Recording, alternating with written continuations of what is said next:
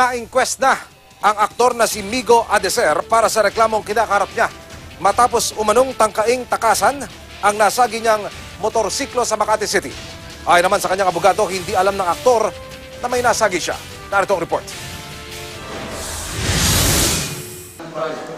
Umarap sa inquest proceedings ngayong araw ang aktor na si Migo Adeser. Yan ay matapos niyang tangkain umanong takasan ang nasagi niyang motorsiklo sa JP Rizal Street sa Makati City kagabi. Nang habulin ng mga polis, nagtangka raw ulit tumakas ang aktor. Talagang halatang-halata mong lango siya sa alak dahil kinakausap namin, wala siya sarili, nagsisigaw-sigaw. Sinalubong namin siya, kumbaga inipit namin yung kanyang sasakyan doon sa harapan kaya hindi na siya makaabante. Inatras niya ngayon yung kanyang sasakyan pero at nabangga nga niya itong nakaharang din na isang sakyan sa likod na itong mobile car nga namin.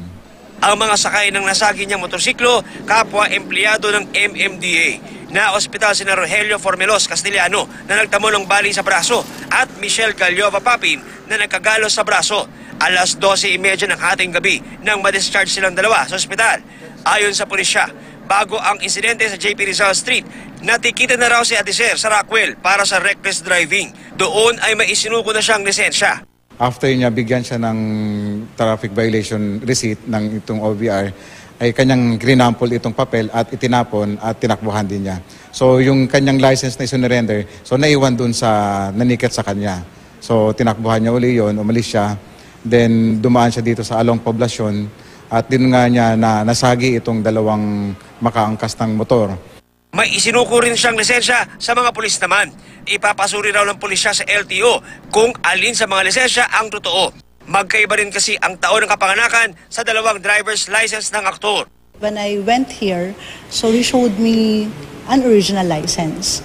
So I will try to ferret out, I will try to interview him more to ask him with respect to that allegation of the fake license.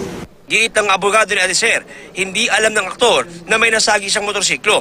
Ang initial statement niya sa akin is hindi niya daw alam na meron siyang na-sideswipe. Otherwise, ang sabi niya sa akin, kung alam niyang merong nasanggi, he would stop. Para sa kanya, willing siyang tulungan yung mga victims with respect to the medical expenses. Kasi para sa kanya, aksidente naman talaga yung nangyari.